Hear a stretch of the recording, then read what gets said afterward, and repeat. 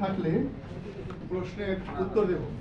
কারণ দিতে হবে তো যে দিচ্ছি আমি আমার এই সংক্ষিপ্ত কথাটা বললেই দিয়ে দেবে, অসুবিধা নেই। আমি এটা দিলে আপনার মনোযোগ ওখানে চলে যাবে। বলে আপনি একটু বাড়ানো দরকার মনে হয়। তো ভলিউমটা বাড়াই দেন না কাইন্ডলি।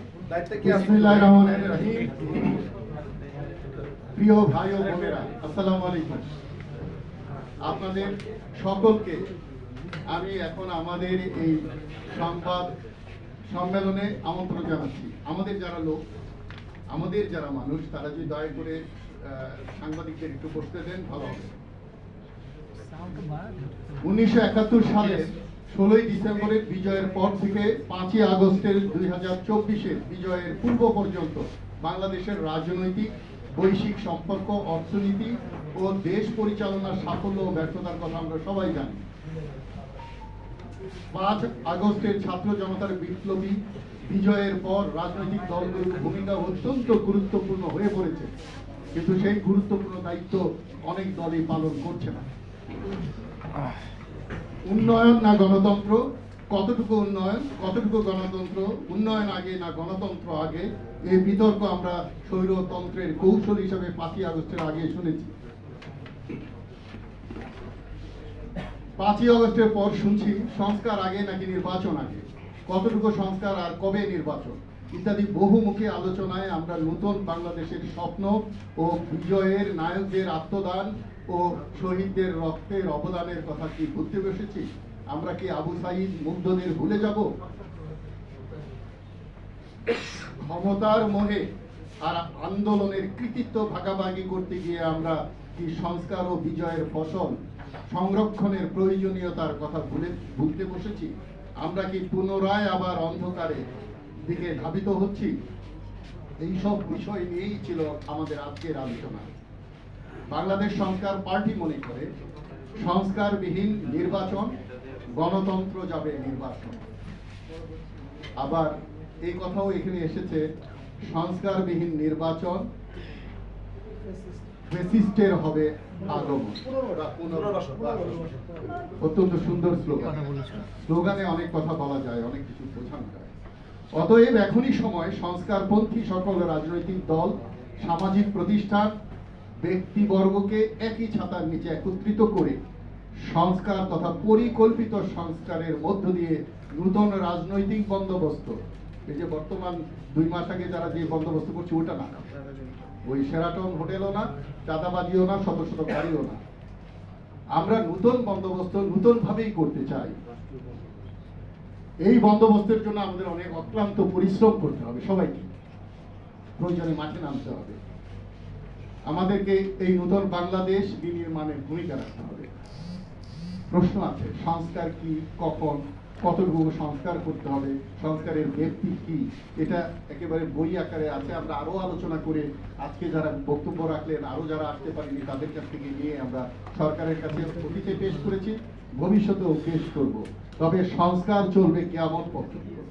আমরা যে সংস্কারের কথা বলছি সেটা আমরা যে 3টা নির্বাচন পাইনি, সেই 3টা নির্বাচনের এর পরে যে নির্বাচন হচ্ছে সেটা যেন 4র্থ নির্বাচনটা যেন ওই আগের 3টা নির্বাচন না হয়, সেইটুকু সংস্কার আমরা আপাতত চাচ্ছি।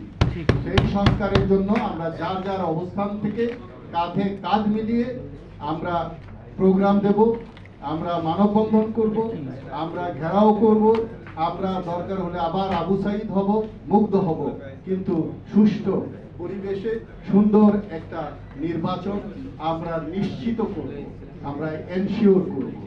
এই যেন তেন করে সরকার গঠন করে, এই সরকারের গঠনেই প্রবলেম ছিল, এটা সোনার পাথর বাটি। সেই পতিত সরকারের প্রেসিডেন্ট, রাষ্ট্রপতি, আবার আমাদের ছাত্রদের দ্বারা নিয়োগ, জনগণ দ্বারা সমর্থিত, সেনা সমর্থিত একটা সরকার হয়েছে। সেই সরকার নিজেকে স্পষ্ট করে বলতে পারছে না যে আমরা নিরপেক্ষ নই, আমরা মুগ্ধ এবং আবু সাঈদের পক্ষের লোক। এটা যতদিন না বলবে ততদিন এই সরকারকে সবাই সন্দেহ করবে, ধীরে ধীরে তারা বিপদে পড়বে। আমরা এই সংবাদ সম্মেলনের মাধ্যমে সরকারকে অনুরোধ করছি, আপনাদের অবস্থান স্পষ্ট করুন। সবার প্রথম আপনারা সত্য কথা বলুন, আপনারা পলিটিশিয়ান বা তথাকথিত পলিটিশিয়ানের মতো ইনিয়ে বিনিয়ে কথা বলবেন না। আপনারা যেই দায়িত্বের জন্য আপনাদেরকে এখানে বসানো হয়েছে সেই দায়িত্ব পালন করুন, নইলে শেখ হাসিনার মতো আপনাদেরকে হয়তো আস্থা করে চলে যেতে হবে। সবাইকে ধন্যবাদ।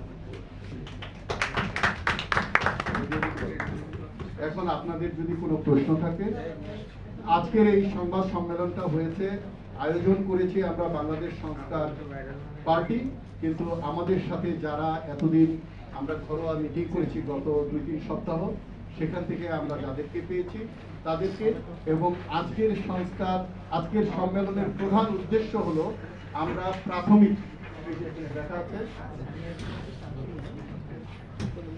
ঘোষণা দিচ্ছি যে আমরা এক ছাতার নিচে আসবো। কতজনকে আনতে পারবো, কতজন একসাথে থাকবো, কতদিন থাকবো, সেটা নির্ধারণ করে আমরা আনুষ্ঠানিকভাবে ঘোষণাটা আবার দেব। এবং আমাদের কার্যক্রম চলতে থাকবে। আপনাদের মাধ্যমে চাই জনগণ পর্যন্ত, একটা ব্যক্তিও কিন্তু এখানে একজন ব্যক্তি ছিলেন, উনি নিজে বলেছেন আমি দল করি না, আমার কোনো প্রতিষ্ঠান নাই, আমি সংস্কারের পক্ষে আছি। তো সেই লোকগুলোকে আমরা এক ছাতার নিচে নিয়ে আসতে চাই। সংস্কার না হলে কারো পিঠের চামড়া থাকবে না, সংস্কার না হলে চাঁদা না দিয়ে কোনো কাজ করতে পারবেন না, সংস্কার না হলে দ্রব্যমূল্য কমাতে পারবেন না, সংস্কার না হলে স্বৈরতন্ত্রকে আপনারা নামাতে পারবেন না। ধন্যবাদ। কারো কোনো প্রশ্ন আছে? না হলে শেষ করে দেবো। আপনাদের সংস্কার জোট এখন কতগুলো দল আছে আর কি আপনাদের? এটা আমি এখনো কাউন্ট করিনি। আমাদের যেহেতু যদি আনুমানিক 25টি দলের আছে, 25টি দলের সবাই আছে এখানে আছে। এর মধ্যে প্রায় 20 জন হয়তো কথা বলেছেন, 5 জনকে আমরা কথা বলতে দিতে পারিনি। তার মধ্যে বাংলাদেশ মুসলিম লীগ থেকে নামগুলো শুনেছেন, নামগুলো ভিডিওতে আছে, আমরা আমাদের ভিডিওর পেজে সবার নামগুলো পাবেন। আর আমরা একটা লিস্ট করে আজকে যারা উপস্থিত ছিল আমরা একটা মেসেজ আকারে পাঠিয়ে দিব। তবে দোয়া করবেন যেন আমরা সবাই একসাথে থাকতে পারি। আপনারা কি পরিমাণ সংস্কার চাওয়ার পরে বা কি পরিমাণ সংস্কার চাওয়ার পরে নির্বাচন